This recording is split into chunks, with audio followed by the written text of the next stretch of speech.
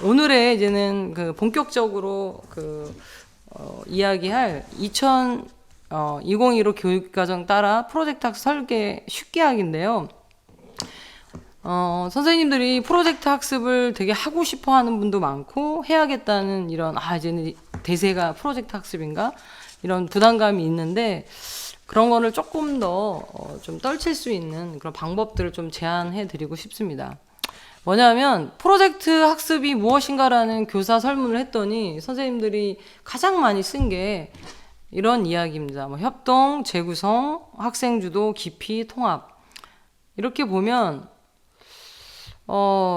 통합이나 재구성 이야기가 나오니까 되게 정말 막 되게 큰 느낌이에요. 프로젝트가 진짜 통합해야 되고 재구성해야 되고, 그래서 이렇게 큰 프로젝트 어떻게 하지? 이런 고민이 되는데요. 이거를 이제 2015 개정 교육과정에서 조금 한번 바꿔보겠습니다. 일단 프로젝트 학습 유형의 대표적인 건 5가지가 있어요. 이 5가지의 유형을 2015 개정 교육과정에서 한번 찾아보면서 프로젝트를 설계하면 좋을 것 같습니다. 하나는 실생활의 문제, 아까 지역 문제 해결하는 거. 디자인 챌린지는 없던 거를 만드는 거예요. 그러니까 뭐 직콕놀이를 개발하거나 학급 로고를 만든다거나 이런 것들이 다 디자인 챌린지고, 추상적인 질문을 탐구하는 프로젝트는 뭐 이런 거죠. 뭐 우정이란 언제 만들어지는가? 우리는 언제 성장하는가? 사람은 언제 변하는가? 뭐 이런. 근데 좀 어렵더라고요. 제가 몇 번 했다가 흑역사가 있는데. 그리고 조사 연구는 보통 이제는 많이 하는 프로젝트 형태고요. 그리고 5번째는 쟁점이 있는 거, 찬반. 뭐 쓰레기 소각장 문제를 어떻게 할 건지 찬반. 그리고 뭐 어떤 이슈화되는, 시사적으로 이슈화되는 부분을 찬반하는, 이런 것들이 가장 대표적인 유형에서, 이런 유형 중에 나는 어떤 걸 할지를 좀 프레임을 갖고 있으면 더 이제 설계하기 쉬운 것 같아요. 그래서 제가 선생님에게 프로젝트 수업을 위한 재구성과 통합은 잊어라라는 말을 하고 싶어요. 특히 이제는 프로젝트를 입문하는 선생님들에게는. 그래서 2015 교육과정은 사실 프로젝트 학습에 딱 맞게 교육과정이 만들어졌어요. 그래서 교육과정 자체가 이제 프로젝트 학습 환경이기 때문에 프로젝트 수업을 위해서 힘든 재구성과 통합은 잊어라라고 말씀을 드리고 싶습니다. 그럼 어떻게 있는지 한번 볼까요? 일단 2015 개정 교육과정에서 단원의 흐름을 보면 이 3가지 흐름이에요. 항상 도입, 기본, 적용. 그리고 선생님 지금 지도서에서 한번 보세요. 국어나 사회나 과학 대부분 다 이렇게 구성되어 있어요. 어떻게 되냐면 처음에 도입에서는 이 수업 너무 재밌을 거야 라고 약간 꼬시는 동기유발이나 단원 학습의 개요가 있어요.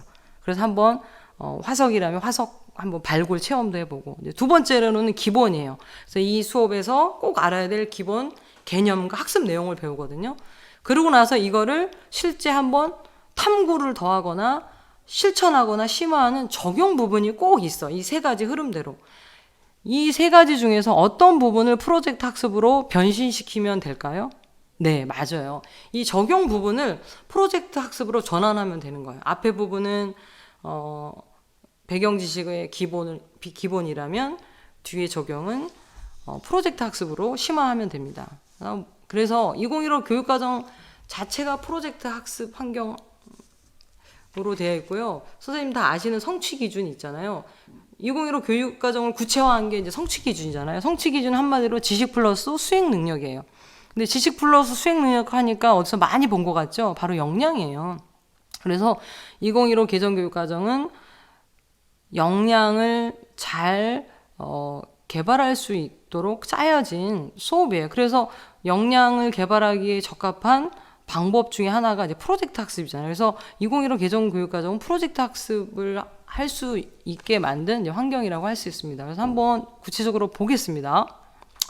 보면 화석과 지층 단원을 보면 1차 시가 화석 발굴해서 약간 도입이에요. 그러고 나서 여러 가지 지층 과정, 퇴적암에 대한 거, 그다음 마지막에는 화석과 관련된 이야기를 하고, 마지막에 9, 10차 시에 자연사 박물관 한번 꾸며볼까? 이렇게 나와요. 그때 이제 탐구를 하는 거죠. 좀 더 자세히. 이 부분을 바로 뭘로 만들면 되나요? 프로젝트 학습으로 만들면 돼요. 그래서 화석 박물관을 만들면 될 것 같습니다. 다음 6학년에 보면 속담하는 게 나와 있어요. 근데 옛날 그 지도서 그 2015 전에 거는 이렇게 구성이 안 돼 있었어요. 근데 조금 변화가 있는데요. 그러니까 속담에 대한 이야기를 준비 기본 학습으로 한 다음에 실천 학습으로 제한된 게 속담 사전을 한번 만들어 볼까? 이렇게 나와요. 근데 속담 사전을 만들 때 그냥 있는 거 베껴서 쓰는 거는 사실은 프로젝트 학습 같진 않잖아요. 그래서 선생님들마다 이렇게 만들 수도 있어요. 이 실천하는 부분을 인권 속담 사전을 만들어 보는 거예요. 속담이 옛날부터 만들어지기 때문에 거기에 사별적인 거나 아니면 어린아이를 비하한다거나 그런 차별적인 게 많거든요. 그거를 약간 바꿔서 인권 속담 사전을 만들자라고 해서 아이들이 좀 인권에 대한 관점과 그다음에 속담에 대한 걸 합쳐서 한다면 되게 좋은 프로젝트 주제가 될 수 있는 거죠. 그래서 이렇게 앞에 그 단원의 흐름 중에서 실천하는 부분을 이걸 어떻게 프로젝트를 할 것인가를 고민을 하면 좀 더 프로젝트 학습을 설계할 때 쉽게 할 수 있지 않을까. 그래서 이렇게 변신을 하면 돼요. 여름놀이가 쭉 있었잖아요. 그거를 아까 한 것처럼 슬기로운 직콕놀이 프로젝트 학습으로 바꾸고 지역 문제를 해결하는 거를 지역 문제 연구소를 차리고 그다음에 자연사 박물관을 만들어 보자 할 때 화석 박물관을 만들어 보고 그리고 뭐 4.19 추모실을 쓰라고 이제 사회에 나오면 4.19 랜선 추모관을 만들어서 국어과랑 연결할 수도 있고 고장의 옛 이야기를 알아보는 3학년 수업에서는 옛 이야기 작가가 돼서 고장의 옛 이야기를 모아서 그림책으로 만들 수도 있어요. 국어과랑 연계해서. 그래서 이렇게 기존의 2015 개정교육과정에서 적용하고 실천하고 탐구하는 부분을 프로젝트 학습으로 샥 변신시키면 수업 설계하기가 훨씬 수월해집니다. 그렇게 생각이 들었으면 좋겠습니다. 그렇게 생각이 들죠? 네. 그래서 한번 보면 여름놀이 그 단원을 보면 그 직콕놀이를 위해서 나 놀이를 주제로 할 거야. 그러면 놀이 단원을 놀이 차시를 찾는 거죠. 놀이 주제를 찾아서 묶어서 차시를 확보하고 그러면 이 놀이를 어떻게 결과물로 표현할까? 아이들이 발표를 해야 되니까 그 도구 교과를 찾는 거예요. 그게 바로 국어과죠. 그래서 국어과의 도구 교과로 표현하는 걸 찾는 거예요. 그렇게 하다 보면 이렇게 되는 거죠. 주제는 놀이고 그럼 이걸 어떻게 결과물로 표현할까? 그거는 국어 수업을 하는 거예요. 그래서 주제를 그 단원의 마지막 적용하는 부분에서 프로젝트 주제를 잡고 그 다음에 그거를 어떻게 표현할지를 도구 교과인 미술이나 도덕 이걸로 잡아서 그걸 합체하는 거예요. 그게 바로 통합의 방법인 거예요. 이렇게 처음에는 이렇게 하시다가 선생님들이 더 욕심이 내면 더 많은 교과와 이제 통합할 수가 있는 거죠. 그래서 저는 2개 이상 통합 잘 안 하려고 그래요. 실제 막 그 프로젝트 계획하면 막 10개도 막 통합을 하시는데 그걸 다 같이 통합해서 차시 확보도 하고 하는지 좀 의문이거든요. 정말 실제로 중심적인 단원을 2개, 많으면 3개 정도 통합해서 활용하시면 좋을 것 같습니다. 그래서 아까 박물관도 적용 부분에서 그 선사시대 박물관을 자연사 박물관을 만들려고 하니까 그거를 화석 박물관이라는 주제로 잡고 그다음에 그 표현을 소개하는 글쓰기와 그리고 포스터나 입장료를 만드는 미술 작품, 미술과 같이 연계해서 통합하는 거예요. 그래서 주제를 정하고 다른 교과와 통합하는 방법에 대해서 제가 좀 알기 쉽게 좀 설명을 드렸고요. 그래서 또 한번 살펴보면 아까 제가 지역문제연구소 했었잖아요. 이것도 마찬가지예요. 사회의 지역문제를 해결하는 걸 주제로 잡고 이거를 아이들이 이제 발표하고 제안하는 거를 국어과를 이렇게 살펴보면 있어요. 그래서 그 제안하는 글쓰기를 가지고 이제 발표하고 이제 표현하는 것들 이렇게 2개가 합쳐져 있습니다. 선생님들도 처음 프로젝트 도전하신 분은 요 흐름으로 프로젝트를 설계하시는 것을 이제 권합니다. 특히 국어과가 도구 교과에 그러니까 문학 작품도 많지만 도구 교과의 성격이 많아요. 그래서 다른 교과와 통합하기 참 좋아요. 그래서 그거를 많이 활용하시면 국어과의 어떤 텍스트를 어떤 사회과의 주제로 전환해서 이렇게 진행하시면 좋을 것 같습니다. 그래서 핵심을 요약하자 보면 2015 교육과정에 따라 프로젝트 학습을 설계할 때 단원의 맨 마지막에 실천 탐구 심화를 살펴보고 주제를 정한 다음에 아이들이 이제 실제로 어떤 프로젝트를 하면 좋을지 이제 문제 상황을 만드는 거예요. 그림책을 만들지 아니면 연구소를 차릴 건지 전시회를 만들지. 그러고 나서 그 결과물을 표현할 도구 격과를 국어나 미술 음악으로 정하는 겁니다. 네. 여기까지 이제 설계 이야기를 했고요. 제가 오늘 주제로 좀 말씀드리고 싶은 이제 프로젝트 이제 주제인데요. 사실 프로젝트 수업은 가치를 담을 수 있는 되게 스페셜하고 특별한 학습 환경이에요. 제가 이제 제자들을 이제 10년 만에 이제 만나서 이렇게 물어봐요. 가끔 너 나랑 프로젝트 했던 거 기억나는 거 우리 이렇게 뭐 여러 명 모였을 때 한번 돌아가면서 한번 대볼까? 그러면 한 6, 7명이 계속 말해요. 선생님 그때요 텃밭 프로젝트 했었죠? 그리고 뭐 창업 박람회 했었죠? 이런 거 하나씩 다 얘기해요. 10년이 지났는데도. 그래서 그 프로젝트 학습은 아이들의 삶의 문제와 실제적인 걸 다루기 때문에 되게 강렬한 체험을 하고 오래 기억하고 심장에 남는 수업이에요. 그래서 이런 수업에 담을 수 있는 주제로 적합한 거는 무엇일까라고 생각을 해보면 저는 요즘 많이 강조되고 있는 기후위기 대응 수업이라고 말씀드리고 싶어요. 그래서 저는 주로 관심사가 놀이, 뭐 문학 수업, 인권, 환경 이런 걸 많이 하고 있는데요. 프로젝트 수업을 하는 선생님들에게 이제 제안드리고 싶은 거는 기후위기 대응 수업, 흔히 이제는 생태 수업, 환경 수업을 꼭 1년에 한 번씩은 꼭 했으면 좋겠어요. 그만큼 우리 시대에서 중요하고 다뤄야 되는 문제이기 때문에 프로젝트 수업으로 한다면 아이들이 더 자기의 일로 그다음에 앞으로 이제는 지구 전체로 봤을 때 지구 환경에 도움이 되는 수업이지 않을까라는 좀 생각이 듭니다. 그래서 저 또한 2015년부터 매년 환경교육 뭐 점점 용어가 바뀌고 있죠. 생태 전환 수업, 기후 위기 대응 이런 수업을 하고 있는데요. 매년 이렇게 1년에 한 번씩 프로젝트로 했으면 좋겠습니다. 특히 이제 기후 위기 대응이라는 용어가 최근에 많이 쓰이는데요. 이거는 그런 지구 멸망이 가까웠다. 위기 의식을 느끼게 하는 그런 용어인 것 같아요. 그래서 되게 절박하고 급박한 표현으로 좀 바뀐 것 같아요. 그래서 기후위기 대응 수업을 주제로 어떻게 수업을 펼쳤는지 제가 한번 설계부터 운영까지 말씀드리겠습니다.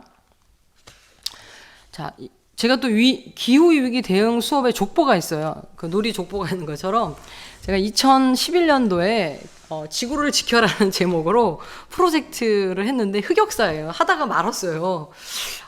그래서 이 흑역사를 딛고서 환경 수업은 이렇게 해야겠구나라는 거를 좀 다 제 나름대로 정리해서 2015년도에 지구 특공대를 1년간 운영하고 그 사이사이에 꽤 많은 그 환경 수업이 있는데 대표적인 걸 에코 창업 박람회, 에코 페스티벌, 에코 어벤져스, 최근에 끝난 나무 친구 프로젝트 이런 것들 좀 진행을 했었거든요.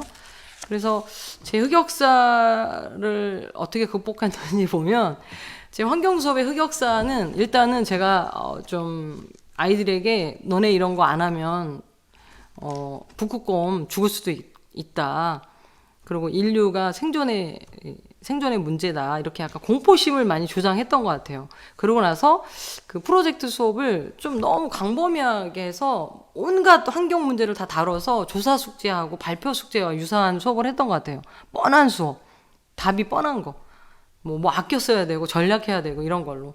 그리고 또 너무 많은 환경 문제를 조사하니까 문제의식 정도만 갖게 했던 것 같아요. 그래서 한 주제라도 깊이 있게 탐구하면 환경 문제를 되게 내면화하고 깊게 생각할 것 같아요.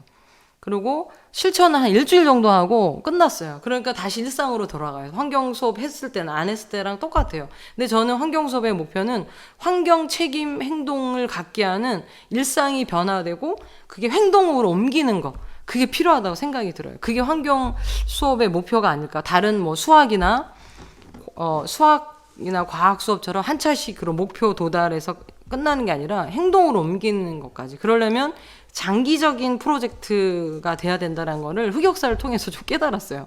그리고 마지막은 되게 결정적인 것 같아요. 제가 사실은 환경 수업을 하면서 그동안 환경 수업을 너무 많이 했는데도 불구하고 환경은 점점 더 나빠지고 있잖아요. 그래서 이걸 굳이 한다고 지구가 희망이 있을까? 에이, 계속 나빠지고 난 빨리 죽어야지. 이런 생각을 하면서 환경 교육 한다고 뭐가 달라지겠어? 라는 환경 교육의 필요성에 대한 절감을 제 스스로 못했던 것 같아요. 그냥 하나의 교육과정이 있으니까 해야지. 근데 하다 보니까 이거 한다고 돼? 라는 회의감 때문에 좀 진정성 있게 못했던 것 같아요. 이런 것들이 좀 극복이 되면서 제가 이제는 환경을 주제로 매년 이렇게 진행을 하고 있습니다. 특히 이 환경 수업의 전환점이 있어요. 그게 바로 작년인데요.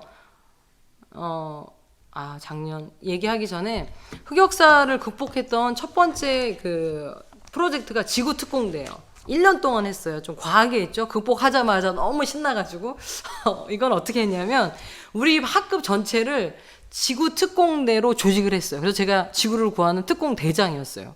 그리고 팀이 1대대, 2대대, 3대대에서 팀 대장도 있고 그 대장들이 이 지구를 지키는 그 특공대 그런 프로젝트 매니저 활동을 했어요. 그래서 아이들이 어떻게 지구를 지키는지 계획을 세우고 그리고 관리도 하고 그다음에 일주일 동안의 어떤 중심 실천 과제도 만들고 이렇게 했었어요. 그래서 1년간 뭐 지구를 지키는 매뉴얼, 그다음에 매일 실천을 밴드에 올리고 그래서 아이들이 캐릭터가 성장하는 거예요. 실천을 막 100개 하면 캐릭터가 점점 성장하고 그 사이에 이제 텃밭을 가꿔서 협동조합도 운영을 하고 아나바나 장터를 열어서 무료로 물건을 주는 대신 환경 학교를 열어서 아이들에게 막 환경 교육을 시키고 뭐 서약서도 받게 하고 그리고 친환경 제로 야영도 하고 환경 도시를 설계하고 마지막으로는 지구를 구하는 마지막 열쇠를 찾는 걸로 끝났거든요. 그 열쇠는 바로 당신이라는 거였어요. 바로 당신.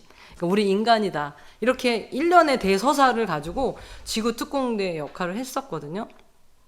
이렇게 하니까 정말 아이들이 환경에 대한 것들이 일상적으로 실천을 했었던 것 같아요. 선생님, 저는 이제 자동적으로 그냥 나오면서 불 끄고요, 콘센트 빼고요, 그 다음에 양치컵 쓰고요, 이런 일상의 변화가 좀 생겼던 것 같아요. 그래서 환경교육은 좀 장기적으로, 그렇다고 수업 내내 할 수는 없고 장기 실천 과제는 수업 시간 아니더라도 할 수 있잖아요. 온라인 플랫폼을 가지고 그렇게 좀 접근해야겠다는 거를 이때 실험적으로 좀 깨달았고요. 그리고 제가 절실하게 더 느낀 거는 선생님들 다 알지만 그레타 툰베리의 영상을 보면서 작년에 아이들과 에코 어벤져스라는 그 수업을 하면서 절실히 느꼈어요. 툰베리가 이런 얘기를 했잖아요. 우리가 앞으로 존재하지 않을지도 모르는 미래를 위해 공부를 해야 하나요? 이 얘기를 하니까 정말 환경과 기후 변화에 대한 수업은 정말 어떤 수업보다도 우리의 생존에 달린 문제구나. 이런 거는 정말 1년에 한 번 그리고 꾸준히 꼭 해야겠다는 생각을 꼭 했었거든요. 그리고 이제 일침을 가했잖아요. 우리 세대는 여러분이 배신하고 있다는 걸 이해하기 시작했습니다. 그러면서 기성세대의 어떤 책임감을 많이 일깨워졌어요. 그래서 저도 되게 뜨끔했거든요. 연설 듣고. 그래서 교사로서 책임감을 느끼고 교사로서 할 수 있는 거는 환경교육을 진하게 프로젝트로 아이들과 좀 해야겠다. 이런 결심을 했습니다. 그래서 올해도 한 2번 정도 했었는데요. 그래서 구체적으로 그러면 환경교육을 어떻게 풀면 좋을지 좀 제안을 드리겠습니다. 그래서 기후위기 대응 수업에 족보가 있어요. 뭐 지구특공대, 에코 어벤져스 뭐 여러 가지가 있는데요. 그 중에 에코 어벤져스 수업을 가지고 말씀드리겠습니다.